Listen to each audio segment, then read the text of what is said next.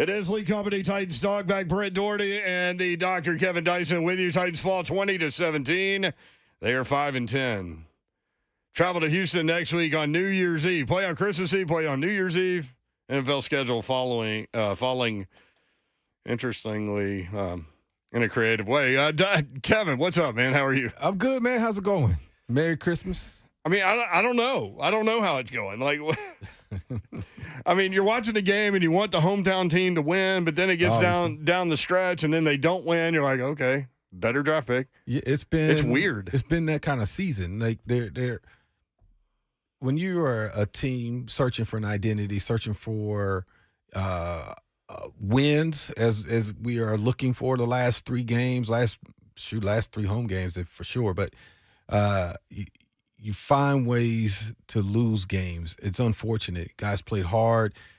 You feel like you have a chance, and then you get some kind of shift in momentum at some point in the game.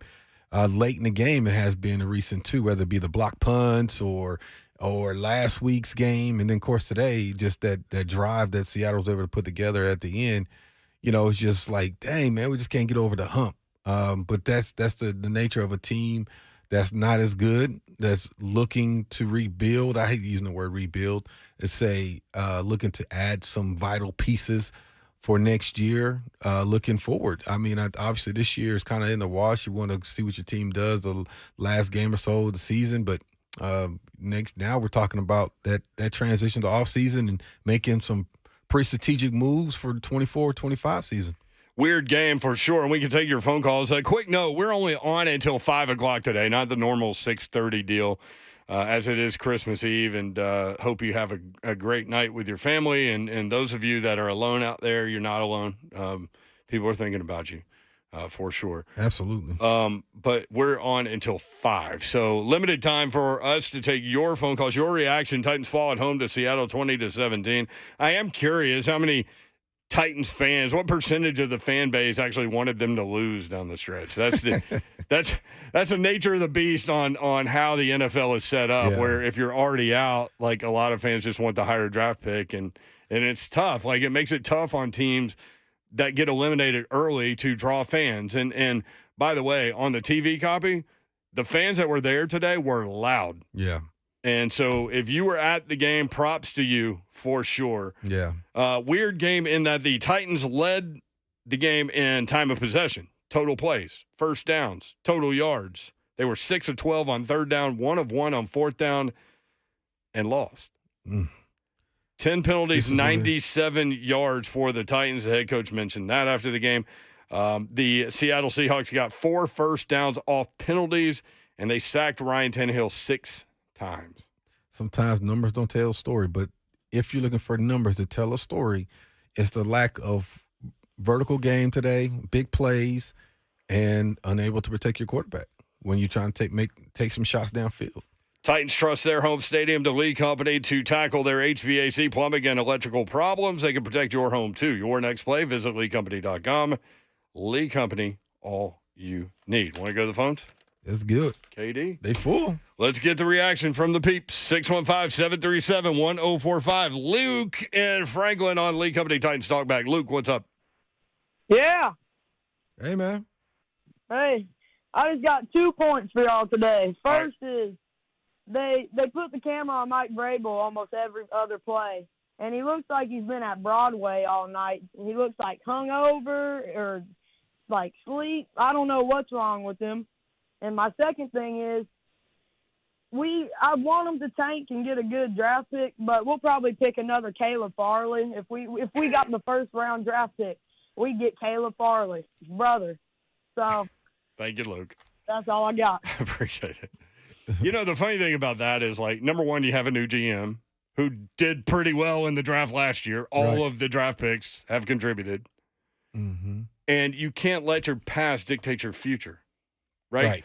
So I know the misses on the high picks on the offensive line, but if that's the direction you think you need to go with a left tackle from Notre Dame, Joe Alt, then that's what you do. Mm-hmm. You don't let the past dictate your future. No, you can't do that. You've seen people take quarterbacks back-to-back early, and Titans being one of them. We've seen that. I think going forward, to me, it begins mid-January, until that April date. What are you doing from a free agent standpoint? It's almost like the portal, right? It's like, what are you doing in that time from coaching standpoint and from the free agents that you're able to sign and get guys in? And then you'll be able to move. And now Trent Williams is not out there, but if you get a tackle like Trent Williams, are you going to spend that pick on a tackle, a left tackle? No, because you got somebody like Trent Williams to protect your quarterback. So now you look at something else you can invest that pick into. So I think that this January, February, March 1st when free agency opens up, when all that stuff and all they're doing is scouting, and you up into the draft time, this is a critical time. This is a critical juncture. You got a lot of injuries, as we saw this last week or so. A lot of guys put on IR. You got a lot of contracts that are big that are up. A lot of movement. I think we haven't seen the end of the restructuring of the staff. I think there's going to be a lot of things going forward into the 24 season. So it remains to be seen. Let me just tell y'all, those of you who dive off sports talk radio during the offseason, this is going to be one of the more entertaining off seasons in Titans history. They have the second most amount of dollars in terms of cap space in the NFL. They will be spending money. Oh, they're going to spend. There will be staff changes, yes. Mm-hmm. They're going to have a high draft pick. I mean, this is going to be really interesting. Plus, you're developing a rookie quarterback into year 2. Yeah. And it's his team now. Yep. So that's interesting. There's so many interesting points moving forward. It's almost like you got to get through these next 2. Yeah. And listen, fans look at it from a different perspective. The team is trying to win every snap, every down, every game. They are. Yep. But fans look at it from a different point of view. There's a lot of escalator clauses in contracts. True. If you're on the roster March 1st, you get XYZ millions of dollars in your. So you're going to see pretty soon and early a targeted list of potential free agents, the guys that have played and done well in the league, and we'll see what Rand does in his first stint, a full stint, as the GM of this organization and where he's investing that time and money into. Now, you still got to, like anything else, you got to build your roster. You can't spend the whole $100-something million on high-price free agency. You still got to add depth at certain positions, offensive line, secondary, linebacker. Some positions you still got to add a lot of depth to. But he's going to have to spend some money to get a few guys in here that he feels like can help win. I think another key component is the guys on the way out. We keep talking about the guys coming in. Mm-hmm. I think it's going to be a telltale sign who is let go or allowed to go. Like Danico Autry's one. Yep. What do you do with him? Could be one. Tannehill could be one. Yeah. See, yes, I mean, you're right. Well, let me ask you this, because I've wondered this week. All right. If you've been the go-to guy forever, do you come back to the same team with a reduced role as not the main guy anymore? What position? Quarterback? I'll start with Derrick Henry. No. Right. Quarterback. Yes, probably, maybe. You would? See, most quarterbacks are able to do that, and they can have that longevity in their career more so than an aging running back going from a perennial starter to a backup. Right, and I get it looking outside in, but from a player perspective, don't you, if you're both of those guys, feel like I want to go to a place where I feel like I can compete for a starting job? I still think I'd had the same answer. I think quarterbacks understand that shelf life and are able to, unless like Aaron Rodgers or Tom Brady, Peyton Manning. I think that would be hard for somebody like that caliber, elite quarterback, Hall of Famer. Tannehill has been a good football player in the National Football League, but I think he also is similar to Neil O'Donnell, right? Neil O'Donnell had been Super Bowl guy, had been a starter, Pro Bowler the whole nine, and was able to come here in a lesser role and be a backup for a few years to Steve That's McNair. interesting, because that thought didn't even enter my mind. I'm glad you said that, because to me it was like when Tannehill got demoted, he was upset, and he's a competitor, and he has said that. So that makes me wonder, in his head, I don't think he's a starter anymore in the NFL. Just 17-week starter. I don't think he's that guy. But does he? Oh, he probably does. He's a probably competitor. does. You know, most guys, I'm 40-something years old, so sometimes I can suit up. Depends on the day how I wake up. You know what I mean? But you would have gotten out of bounds if you were Colton Dowd. That'd been a vet in me. Nothing against him. But. No, but that's just a veteran move. But I think, he's a competitor. Obviously, he wants to go somewhere, but just look at the scenario and the teams that there are. Where would he go right now and had the opportunity? Chicago, I don't know. What they're going to do with Fields, who is a high draft pick in their regard. You're not going to Indianapolis. They got a guy coming back. You're not going to Jacksonville. You're not going to Houston. You're not going to San Francisco, Tampa Bay, maybe. I don't know what they're going to do. You can run down the list. Where is he going to go? To me, he's not a starting quarterback in the NFL. Like game one, opening day starter in the NFL. No. Now, you can see Arthur and he can still play. Yeah. What do they do in Atlanta? Because that's another one. They brought Mariota in, made him a starter, a guy who's familiar with Tannehill and, maybe Atlanta. He's in Philly now. But, Desmond Ridder, what are they doing? What are they going to do? So I don't know. Tannehill's going to have to evaluate that and see. There's going to be a level of pride in himself. He's a competitor. He's a guy who's been a starter in this league for a long time. And does he feel like you said, have that much more in his tank that he could still be a productive starter in this league? All right, we've got a long segment when we come back. So if you're on hold, we will get to you. We're going to take as many phone calls as we can today. We only have one more break after this one during the entire show. So we've got plenty of time for you. Also, how great was it to see the King have a day today? Man, it's about time. Right? It wasn't even a 100-yard game. It just felt different, though. Yeah. If these are his last three. Yeah. Go out. Big. Go out you know what I mean? Yeah. And that's what he said. Yeah. Last week. So 615-737-1045 you want in. Lee Company Titans Talkback. Lee Company. All you need. Visit them online, leecompany.com.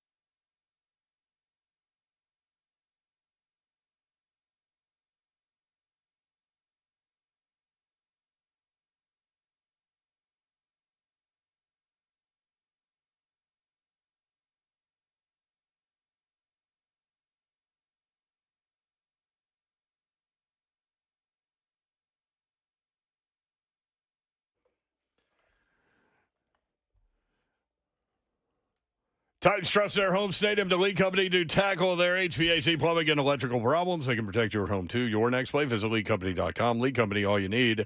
Merry Christmas Eve. Merry Christmas Eve. All y'all out there. The big man in the red suit is going to be flying around, dropping a bunch of stuff. Hope you don't get cold. I might get some in mine. We all might. Time for the Kroger Sacks for Cash. Today, the Titans had 3 sacks courtesy of, and this is interesting, when you look at the sacks and what happened today, I'll get into that in a second, but Arden Key, Danico Autry, and Harold Landry Jr. all had sacks today. That gives the Titans 57 for the season. So Kroger's donation to Second Harvest Food Bank in Middle Tennessee now stands at $5,700. Courtesy of the 3 sacks today. Every time the Titans sack the opposing quarterback, Kroger donates $100 to Second Harvest Food Bank of Middle Tennessee. From Kroger, through its Zero Hunger, Zero Waste plan, Kroger is committed to ending hunger in our community. What's interesting, Dice, about this is Arden Key, with his 6th sack of the season, he is half a sack away from tying his career high. Dang. Okay. Danico Autry, with his 12th, is a career high. Go vote for that man in the Pro Bowl, y'all. I'm telling you. Get him in there. And people don't talk about him, but, man, what a year he's having on a bad team. Yeah. It's just that's why he's not going to get in there. It's just the team hasn't been playing well, and he's having a career year, and he's in the shadow of Big Jeff. Yeah, that's true. Harold Landry Jr., 9.5 sacks now on the season, and he has a career high now, too. Boy, that was low-key as heck right there. Landry and Autry with career highs. Arden Key is 1 sack away from his career high with 2 games to go. Man, that's so low-key. I like to celebrate the good, right? I mean, nobody, you know what I mean? You told me that's like blowing my mind right now. That's all low key right now. Well, congratulations, man. Bright spots and otherwise a dim year, especially specifically on the defense side of the ball. But again, I will say this: it's not all grim and dark, man. I think the defense has shown flashes of brilliance all year long. I think there's been numerous occasions. Today was kind of another one of those instances where, when you need a stop, you need to come up with a play, you're unable to. There's been several occasions where the defense has a chance to, quote-unquote, win the game, meaning by giving your offense opportunity to get the ball again or getting a stop in a 3-point game to seal a deal or what have you, and they were unable to do that. And, you know, Big Jeff not being there, the secondary somewhat inexperienced and not as talented as they may have been in the past, it was all part of that. But Ooh. Yeah. So Trey Avery with a tough day today. He had a rough one today. Got picked on. Why do you go cover 0 with him on DK Metcalf? Please explain. I was going to overlook that. just keep it moving. Okay. I just thought they'd get to him and get to Geno. Had help over the top. Thought that might help. No, that's playing. You know, I know Variable and them. They're numbers guys, right? You play the data. What does the data say on that play in that instance right there? But I will say this too. Take that for data. And Blaine, if you're listening, man, call in and check me on this. Yeah. Usually in situations like that, you're given. Do you play off? You play on? Bump? Off coverage? Read routes? All the different things. Or do you just hold them all the way through the route? Yeah. Do whatever. So I don't know. I'll be curious to see what a veteran thought about that play call at that point. By the way, more positives. Mason Kinsey, his first catch of the year. Colton Dow, his first reception of his NFL career. And didn't get out of bounds. But he still got a catch, though. Ended the game. It's all right, Newt. You got a catch, though. You got in there, brother. Lee Company, all you need. Visit them online at leecompany.com. 615-737-1045 is the number. 615-737-1045. Willie Joe in Waynesboro. Willie Joe, what's up? Yeah, how y'all doing? Good, man. What's up? Oh, I just like to wish everybody a Merry Christmas down here in Waynesboro. And I got a couple positive and negatives from the game that I watched. One of the positives continues to be Tajay Spears. The guy is a playmaker. The ball needs to be in his hands. I totally agree with that. Yeah. The second positive I seen was on defense was the linebacker, number 41, Reese. he was making plays all over the field. You had to really be watching to see it because he had on red gloves like the other guy and kept getting them mixed up. But he was making plays. He was right there. So I think the Titans might have something with him. Thank you, brother. Appreciate it. Oh, did I get him? Did I snipe him? The red gloves are a Keith Bullock thing. I wish nobody would wear them anymore.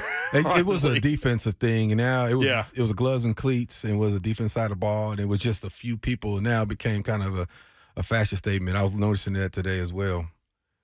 Tyjae Spears, 9 carries, 40 yards, 5 receptions, 27 yards, so 14 touches for 67 yards. That's about right for him. I feel like, you know. And you combine him with Derrick Henry, who had you're right. I mean, like, I initially said, man, Derrick Henry had a great day. Well, he didn't get to 100 yards. Like, a great day based on the last two, I guess. Yeah. But 19 for 88, a touchdown. Seahawks 25th in the NFL in terms of rush D coming into this one. Yeah. But Derrick Henry actually had some space. Remember, we were talking about 50% of his carries, he gets hit at or behind the line of scrimmage. Mm-hmm. Today, he had more room. Yeah. And it was good to see him actually get going a little bit. And he hit it with a burst. Yeah, yeah. It's hard to get running when as soon as you touch the ball, somebody's at you nipping at your toes. You know, one thing I will say, I noticed too is, you know, D-Hop, like whatever it is with him and Tannehill, it seems that he doesn't get the targets that he does with Levis. Is that just intentional with Levis? I got this veteran receiver. I'm going to try to, like even last week with D-Hop had like 11 targets. He only had 2 catches, but he had like 11 targets or something crazy. But today he had 4 targets. Well, let me ask you something. As a former wide receiver, watching the game today, it appears that Ryan Tannehill is a lot more aware of the pass rush than Will Levis is. That Will Levis is looking down the field at all times. He does move around the pocket beautifully well for a rookie quarterback, but it feels like Tannehill just succumbs to the pressure and starts to look at it as opposed to keeping his eyes down the field. Maybe I'm off. I haven't watched it, but just in real-time game copy. But there was one time today in particular, you had a post. There was a middleman of the field. So his read would take him away from there, but I felt Levis would have taken a shot. Reason being, the middle read guy, the middle defender, he was flat-footed. He had sat down. I say flat-footed. He wasn't flat-footed, but he stopped. He was no longer getting vertical, and the post went right behind him. And there was an opportunity to throw the post and maybe get you a touchdown. Well, he did what he's probably supposed to do, what you're coached up to do. If you got a post guy in middle field, you come off of him, you go down, and you work your way back down. He dumped it off like a 3, 4, maybe 5-yard gain. That being said, to your point, I feel like he's been hit a lot this year up until the point he lost his starting position to Levis. He had been hit a lot. That put him out, in fact, right? That put him out for injury. I've seen that in him the last little while. And he's trying to get rid of football. Yeah. You know, and there's that give and take, that trust with your offensive line. I want to let this route develop, but there's that clock in the back of your mind saying, man, hey, these dudes about to breathe down my neck. Let me get rid of this football. I might as well just dump it down and take what the defense gives me right now and keep it moving, as opposed to waiting, and let me take this shot. Well, Levis, ignorance is bliss. He don't know any better right now. He hasn't taken all these licks yet from the NFL defensive ends and linebackers and guys coming off the edges. He's still ready to bang a little bit. We saw him try to take down a defensive tackle in the end zone a couple weeks ago. Yep. So he's still ignorant to all this right now. DeAndre Hopkins looking for his best season since 2020. He is 5 catches away from most since 2020. He's also 81 yards away from a 1,000-yard season. He hasn't had a 1,000-yard season since 2020 as well. Yeah. 615-737-1045. He's been good, but, I mean, unnoticeable today, really. Yeah, at one point, I was talking to Hunter in the box, and I was like, has he even had a target yet? And I think at that point he had actually had 2. And I ended just with 4. Yeah, and it didn't feel like he was involved in the game as much. The times where he was getting vertical or getting deep, again, I felt like Tannehill dumped off. He took the right now play, probably what he's supposed to do. You know, take what the defense gives you. Whereas I felt Levis, sometimes he tried to make those throws, and you know, sometimes there's that balance, right? Sometimes you do got to force it into your best player's hands, but sometimes you got to do what Tannehill has been doing and take what they give you and dump it off. Because when you got Tajay Spears at the top of your target list and catch list, that tells you kind of the mentality of it all. I think that dude is about to be a star in this league. Who, Tajay? Mm-hmm. He's going to be another, like Kamara, maybe? Yeah. He's not that quick, but I mean, he's fast. He's that fast. Yeah. Kamara's just got – it's tough to compare somebody He's to elusive. him because Kamara has such quick feet. Yeah. You know what I mean? Yeah. I was wondering more like Pacheco, how you say his name over in Chiefs? Oh, yeah. Yeah. Pacheco, thank you. Yeah. More to that. He's not as like a banger like that, but can catch the ball in the backfield, screen guy. Yep. But he is better between the tackles than Kamara. Yeah. So, Spears has an interesting skill set that's hard to kind of compare him to anyone, honestly. But he has to have a compliment. I don't think he's for sure. I don't think he's that every day. It's like every running back group in the league almost. Mm-hmm. Yep. Is that conglomerate style. You got to have a compliment. Like 2, and some teams have 3. Yep. Chiefs use 3. That's right. Lee Company, all you need. Visit them online at leecompany.com. Lee Company Titans Talkback.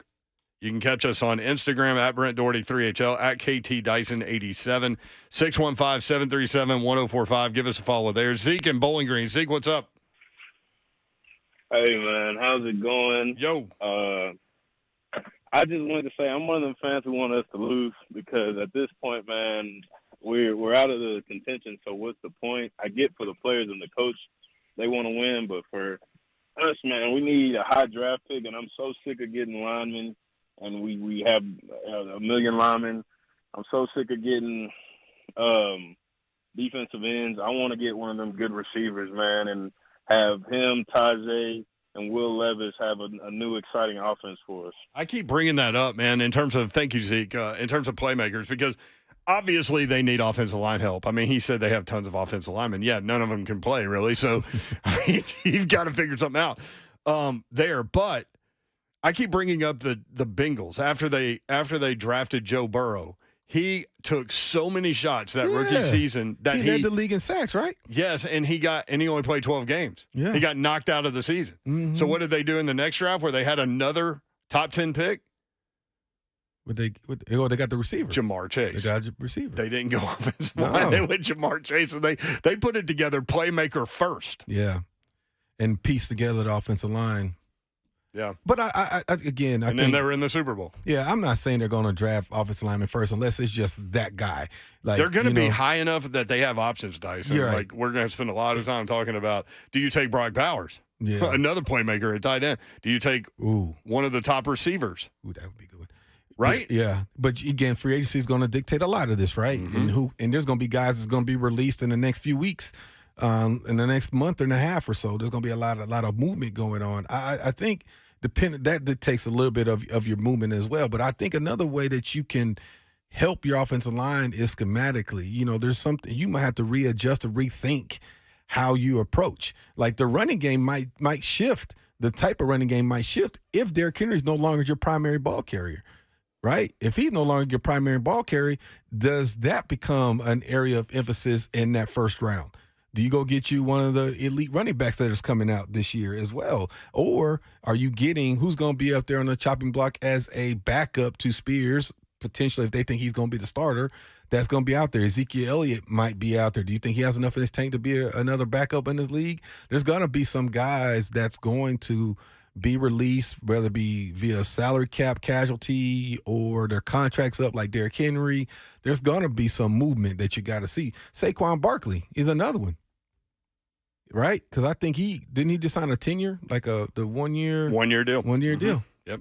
He's going to be available. Do you sign him? Do you go after him? I think they draft another one. Yeah. If you got a top 10 pick, do you spend it on that? Or do you go offensive line?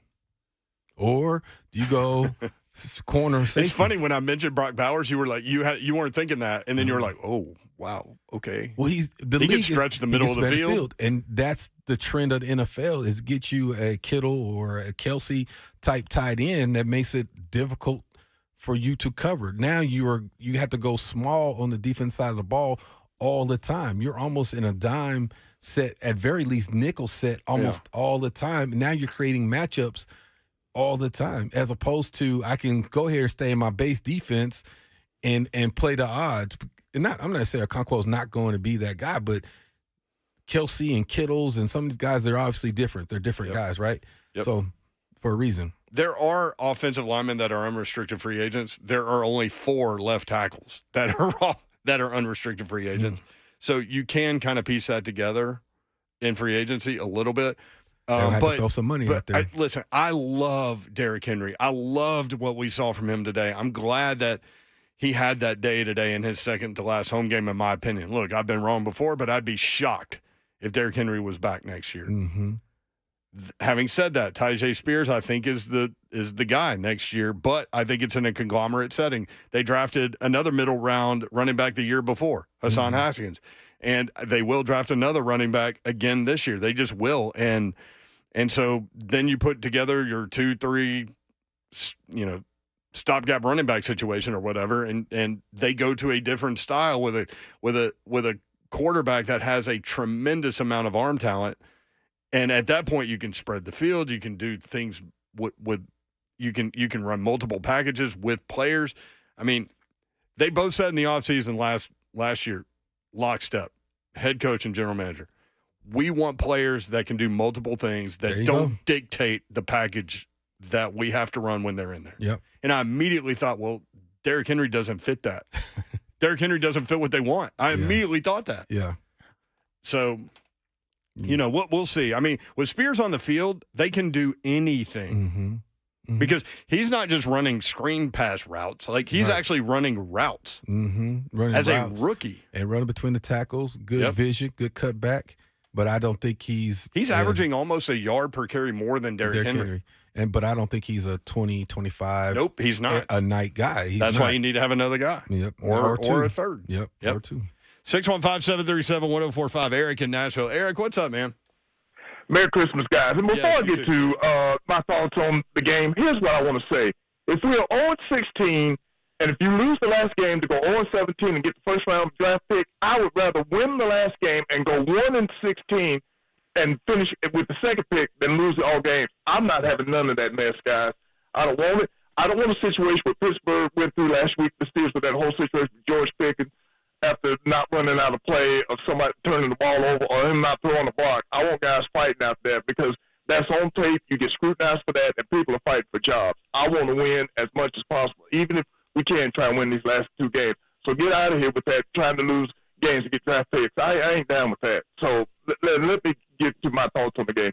Guys, I definitely appreciate the effort. I mean, I hate that we lost what we did, especially on the last drive. The officiating, there were some issues. I mean, because definitely Seattle had some cheap shots. I thought there was one ref in the passer call that we had was a horrible call because they tackled him. It looked like he hit him like in the bread basket, or it was like it was high by 5. They called him, I guess, for going low, but he didn't go low. And there was a couple of times where Ryan Tannehill took shots, so they were a lot harder than I felt like that we gave to their guys. And and you said today we got 57 sacks, but now with the 6 sacks we gave up today, I think we've given up 56. So it's going to be interesting to see which finishes first.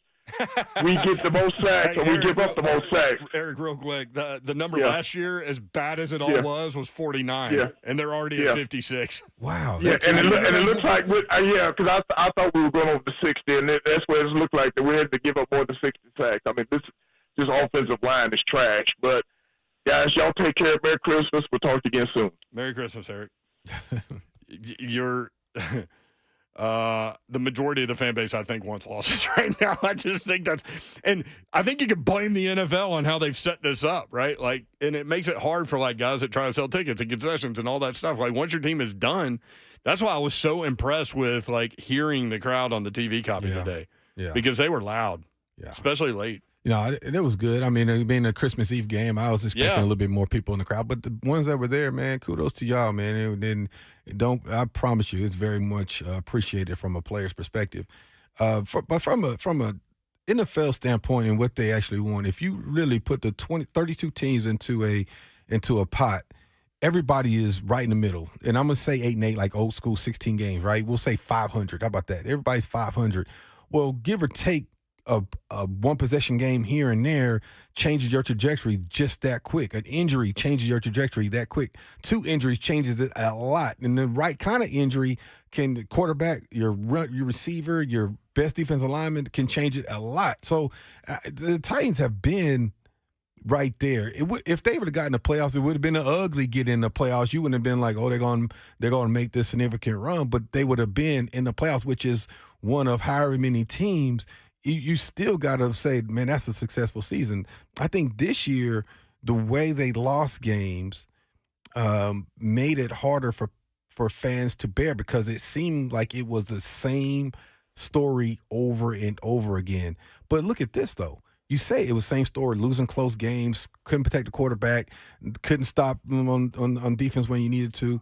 But you look at this just a few years ago, all those close games that Vrabel and the guys were winning, and we were like, man, they find ways to win all the time. These are ugly games. They win these ugly games. They win these one possession games. I think maybe you shared this metric a few weeks ago. Maybe it was Lucas, but talked about the Titans in that stretch.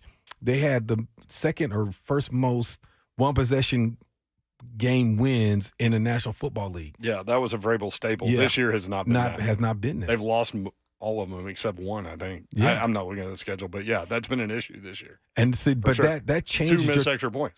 That changes your trajectory of your season just that much. That's how much parity there is in the National Football League. Yep. That's definitely true. Lee Company, all you need, visit them online, leecompany.com. Lee Company Titans Talkback. The way things stand now, Carolina lost, so they're 2-13. New England is 3-11. They play later, and they're a 7-point underdog in their game. Who do they play? The Broncos on the road? I think that's right. So they're 3-11, probably going to lose.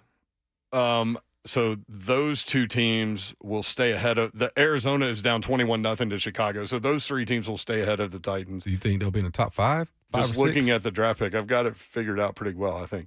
Washington is 4-11, so they're above the Titans. So that's 4. And then they're the 5-win team. So 5-9 Giants play at Philly. They gonna win that game? No, I think Philly needs to win bad.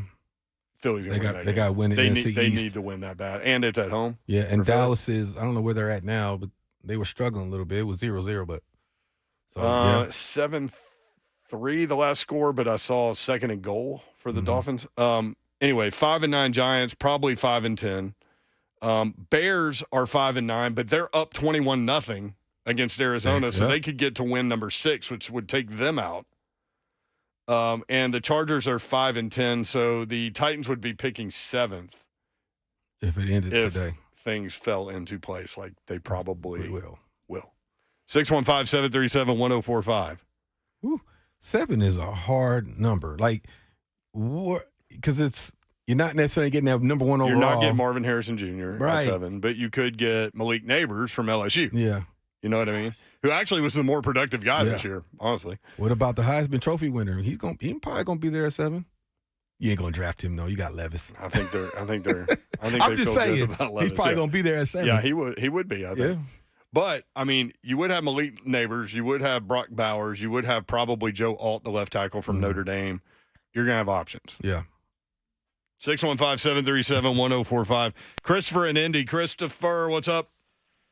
Hey, thanks for taking my call. I have a question. Yep. And then I want to answer your guys' question. So I think for me personally, my girlfriend's a Colts fan, and so she's like, how do you stay so even-keeled? And I said, I always want my team to win, but I kind of take the approach of like a long trip in the snow. I hope for the best and prepare for the worst. That's life, man. Right. I mean, that's life. This year, us fans are talking about the same things we did with the OC last year. Predictable play calling, lack of a second half in-game adjustments, and just an overall lack of feel for the game.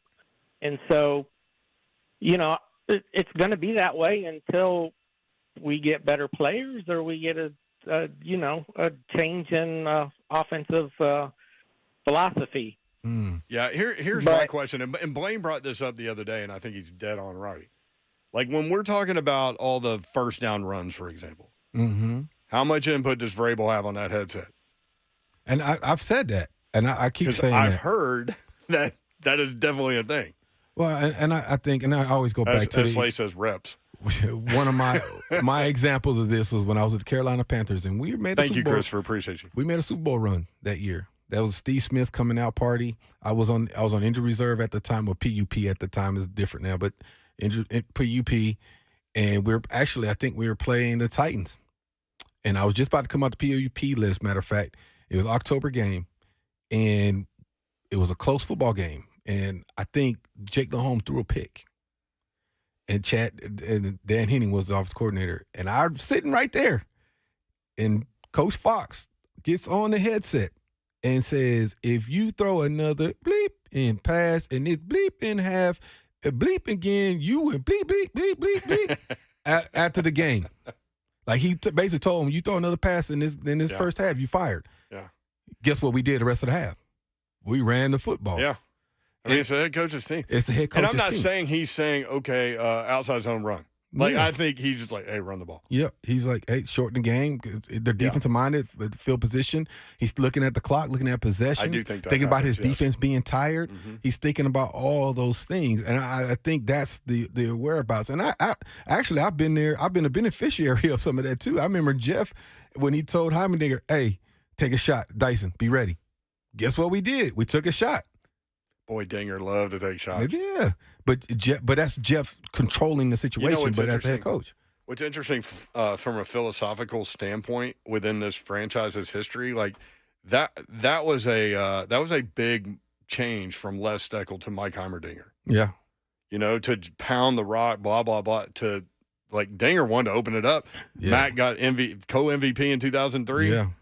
I'm telling you, Dinger's philosophy was y'all get paid too. You need to go catch the football. We don't got tight end pads on. So he said, be ready. So it helped because all of us, our production went up after the fact. Me, Mace, everybody. I got hurt, and Mace's went up, and then Mace kept going up, and then Drew Bennett and Justin McCairns. Everybody's production went up from a receiver standpoint. The only person that kind of leveled off was Frankie, but that's because the philosophy shift of what it was. The bar actually started going into the outside of the numbers as opposed to in between the hashes. I love story time with Dice. Those days are awesome, especially dealing with what we're dealing with now. Lee Company, all you need, visit them online, leecompany.com. Titans fall at home to Seattle 20-17. They are 5-10. 615-737-1045. Matt in Nashville. Matt, what's up? Good. How's it going, guys? Yo, what's happening? Man. Going good on the way back from Nissan right now. I just wanted to touch on a few things. The secondary, I feel like some guys stepped up today and filled in some big roles. And they played relatively well in the first half, but in the second half they got lit up, and more specifically Trey Avery, he just got torched out there. Tough day for him, yeah. PI, 2 touchdowns. Yep. Yeah, it was a bad deal. I feel like that's kind of been a trend this season a little bit. He gave up some big plays in other games, and you guys mentioned the fans being loud. I was there. It was super loud, and if you're a Titans fan that showed up to Nissan, give yourself a pat on the back. It was awesome. Yep. Well, including yourself, Matt. Appreciate you, bro. Yes. Merry Christmas, guys. All right, Merry Christmas. 615-737-1045. Julian in Gallatin. Julian, what's up? What's happening, fellas? I appreciate y'all for reaching out to me. Yeah, man. I'm good, man. Just riding back, man. The game and everything over with. I want to make a comment about the Tajay Spears. Man, he's a good running back, man.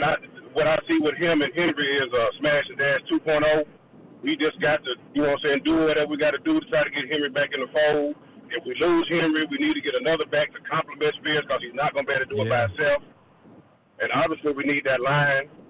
And preferably, if we can get a fullback, Henry or whatever running back has got to get to that second level. Period. For real. You receive the ball and then you're getting tackled. Yep. Have more room today, and you saw the difference. Exactly. Yep.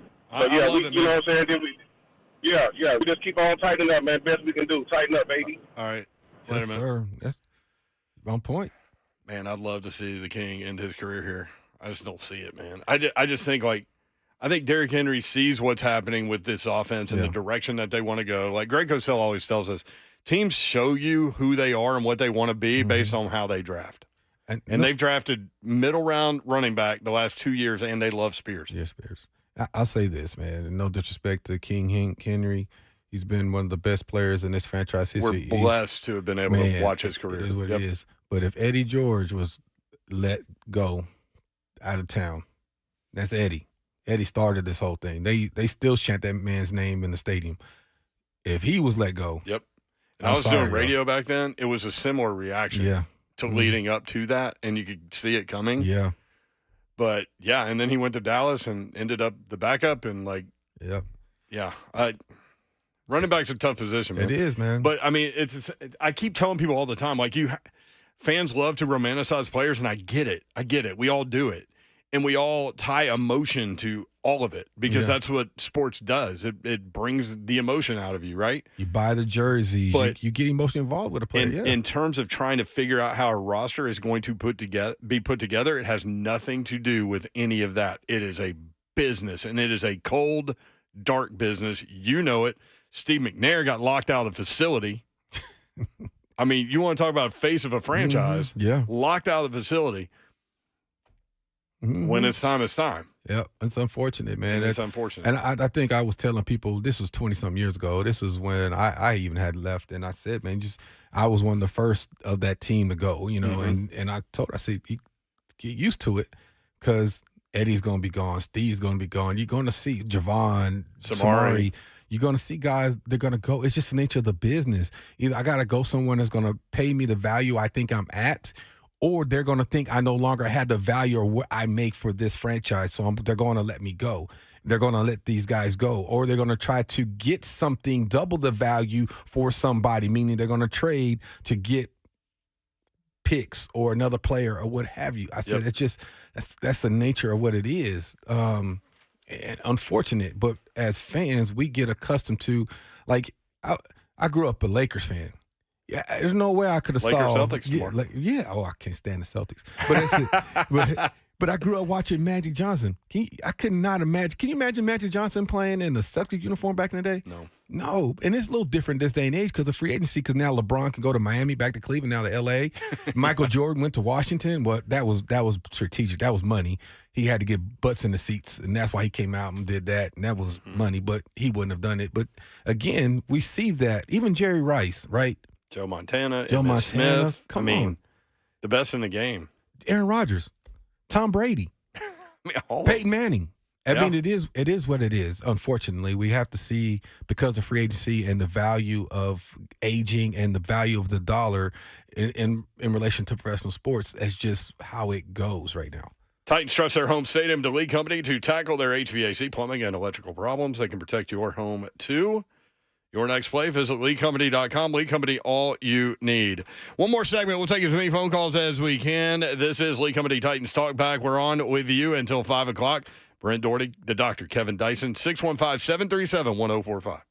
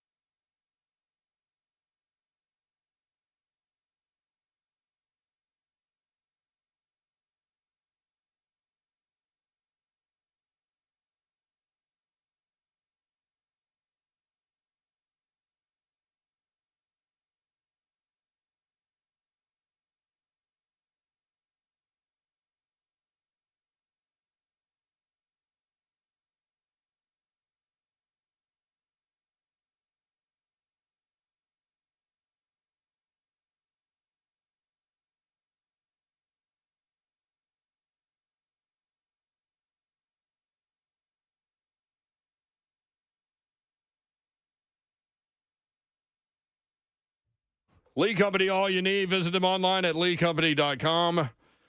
Brent Dougherty, Kevin Dyson, the doctor with you. Get us on Instagram. Give us a follow there at KTDyson87, at Brent Dougherty 3HL. Jackson producing today. We will walk you up till 5 o'clock. Fox Sports will take over, and then Westwood 1 will have Sunday Night Football. Right? Yes. Coming up tonight. Thank you, Jackson. Slay calls him Smiley because he's always smiling. That was like the easiest nickname to come up with around here. Smiley? Yeah. Isn't he always smiling? Always. Is it because you're always drunk, Smiley? Is that what it is? Let's not do that. No. I'm just kidding. It's Christmas, man. It is. Merry Christmas to everyone out there, and hope you have a safe holiday season, and we'll be back at it on The Zone on Tuesday. Now we look ahead to next week's opponent in the Look Ahead presented by Eurofix. Let me remind you that Eurofix repairs everything European that you drive, and below dealer pricing, ASE certified technicians, a local company that has serviced Middle Tennessee for more than 2 decades. Visit EurofixOnline.com. Next week, the Titans head to Houston, H-Town, to take on the Houston Texans on New Year's Eve. How difficult is it to play the same team twice in 3 weeks, especially a divisional team? It's almost like an extended halftime. Like how you know each other so well. Like how much do you come up with this whole new elaborate game plan? How much do you carry over from the first game? If you had the upper hand and you win, you did some things well. Do you bring that portion of the game plan with you? It's a balancing act, right? Because you want to see there might have been some things in the game formationally that they lined up and they did, and you didn't take advantage of it, and you say, okay, we're going to line up like this, and now this is going to be the route combination, or this is going to be the blocking scheme, or whatever it is, and just try to take advantage of it. And then vice versa, they do both. I don't think you can go too much out of your character, either team, because if you try to do too much and say, oh, we're playing the second team, playing this team for the second time, then you get yourself in a bind. But you also keep some things under your hat, because you know you're playing them second time around too. So of course, the Titans have been known here recent to try to get production. They've done a lot of trick plays, the halfback pass, the flea flickers, and reverses and things like that. So you know there's something that they have in their back pocket they're ready to pull out as well. Interesting with the Texans. Their last 6 games, guys, they have 1 lost, 1 lost, 1 lost.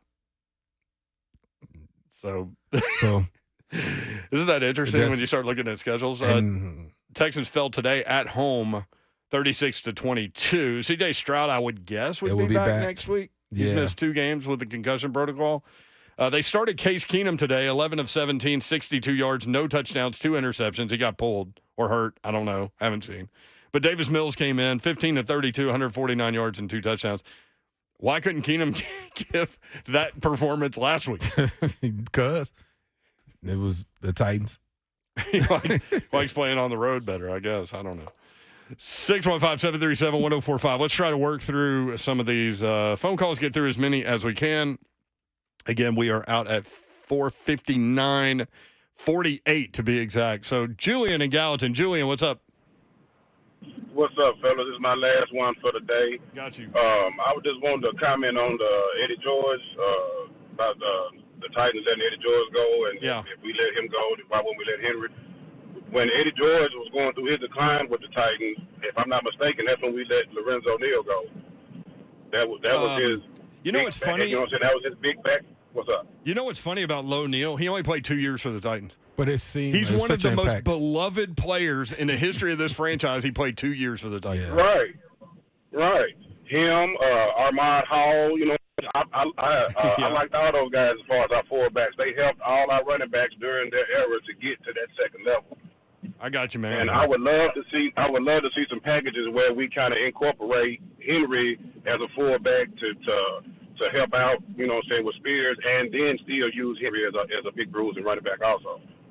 You know what's funny? But thank you for the phone call, Julian. Appreciate you, man. You know what's funny? Eddie George played 8 years for the Titans until he didn't. Mm-hmm. His last year he had 1,032, which Henry is 28 yards away from 1,000, somewhere in there. So it could be similar, very close. Very similar, right? How many touchdowns did Eddie have that last year? Eddie had 4 touchdowns the last year. Derek has 11 this year. 11. 615-737-1045. He's probably going to make the Pro Bowl. He's fifth in the NFL in rushing. Yeah, I know. Just because of the NFL and how it works out in the running game and running back by committee. Yeah. He's probably going to make the Pro Bowl, too. He's such a transcendent talent. You know what I mean? Like, given where we are as a league now. Yeah. I mean, it's just rare to have that go-to back. I mean, if he was in our era, he was more suited for the era we're in. I talked about this before, but you look at the backs in our division, Jerome Bettis, Fred Taylor, Corey Dillon, Eddie George, Jamal Lewis, everybody 240 and above except for Fred Taylor, who was 225, ran a 4.3 and ran like he was 240 and would run through you. Yeah, and run through you. So and he was a different type dude, and that's just over here. That's not counting Mike Allstott. That's not counting all the other backs. Yeah, it was just a different era. That's what makes him so interesting, man. And it's been so much fun to watch him. Mm-hmm. With all the stiff arms and the sprints down the sidelines, and he's a mix of both eras because he runs like a small back in a lot of sense because of his speed and his ability to pull away, but he's a load to take down. And over his career in the second half, he's gotten quote unquote better statistically because he's worn teams down. Let's go to Zach next up on Titans Talkback. Zach, what's up? Hello. Yo. What's up, man? Hey, so I've just been wondering, a lot of these games on third down offense and third down defense, the money downs, it seems like that's where we struggle the most. I know the red zone we do well, but even in the red zone at the end of the game, we seem to give up the score. I mean, what's the trouble there? I mean, Dyson, do you see what's going on there, or Brent, I mean, by the film, or that's what I'm wanting to know. Like, why do we seem to struggle when it counts the most? Because if we didn't, it seemed like we'd have a lot of games won this year. Yeah, you're talking about offense, right? Because defensively, they're one of the best in the league. But, yeah, offensively, it stalls down there. It does. Offensively, and then even defensively, like the end of this Seattle game, it seems like, man, we gave it up right there. Oh, he's talking about that drive. I've mentioned that, too. Yeah. Thank you, man. Appreciate it. Yeah, and I'll start with the defense side of the ball. There's been several occasions in games where you felt like the defense needed to get off the field. They just needed to get a stop, and they were unable to. And today was another example of that. I think offensively, the struggle in the red zones has become more and more evident when you're unable to move the pile. What do? The play action fake vertical game is taken out of the equation, so now it's more of a short game. Your short passing game, which you haven't shown a whole lot of short game as far as slants, hitches, and quick outs and all those things. You hadn't really done a whole bunch of that stuff. So it lends itself to a smaller playbook. Today, when you got down there, you was able to get the double pass or halfback pass, whatever you want to call it, from Derrick Henry to get you in the end zone. I think doing stuff like that has become more normal for the Titans as opposed to kind of the alternate play. It's become kind of their norm to try to manufacture points while they're down there. I think Nick Folk has had a good year this year, and he's been a pleasant surprise. So that luxury of knowing you're getting points has been a wonderful addition to the team. Something you didn't have to worry about this year. But I think part of this goes back to the same thing, whether it's from 20 to 20s or inside the 20s, is the inconsistency up front, unable to protect and move the pile from a consistent basis has been the ultimate issue offensively this year. Quarterback issues aside, running back issues aside, if you want to call it that, you still starts up front. That's the nature of the game, man. Offensive football, defensive football always starts up front. 615-737-1045. Brandon in the SIP. Brandon, what's up? What it do? How y'all doing? Good, man. How you doing, man? All right, man. I'm doing good. Look, check this out. See, I kind of gave away this season a couple weeks ago, man, because I see that we're not making enough ground and stuff like that. So I gave up on this season a long time ago. And I've seen a lot of pushback on a lot of Titans fans for feeling the same way and stuff like that because, people don't want to root for their team to lose. But, I mean, look, we ain't going to playoffs. The best thing for us is to not root for us to lose, but have a competitive losing game. You get what I'm saying? Like we do good. Derrick Henry, guys do the stats, but same time we still lose the game, but it just. So today was good for you then. Yeah. Today was good for me and a lot of other guys too, man. I hate to say that, man, but look, it is what it is, man. Look, we gotta lose, and we just gotta wish that we get that top 5 draft pick, man. Let's go get Joe Olu for Shanu. I know people don't want us to get one of them top offensive linemen. They want Marvin Harrison Jr., but he's gonna be gone, and I think the best thing for us is to solidify that offensive line. Thank you, man. Appreciate it. All right. He wants a good game with stats and stuff and then lose it. Losing it. I mean, top 5 pick, I mean, again, it doesn't guarantee you anything. They don't guarantee you any movement and wins or anything of that nature.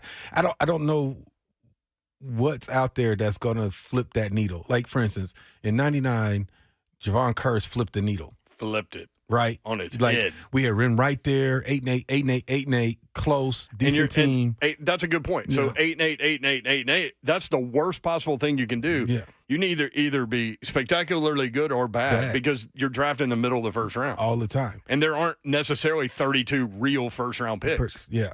And there might be 12. There might be 20. I don't know. Yeah, it depends on the year. Because J.K. was 16.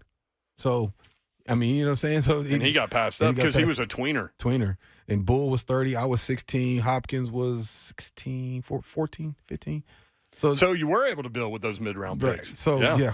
So, but my point in saying that is there a guy in that top 5, say 5 to 15, depending on how this all works out, is there a guy that flips that needle, turns that switch?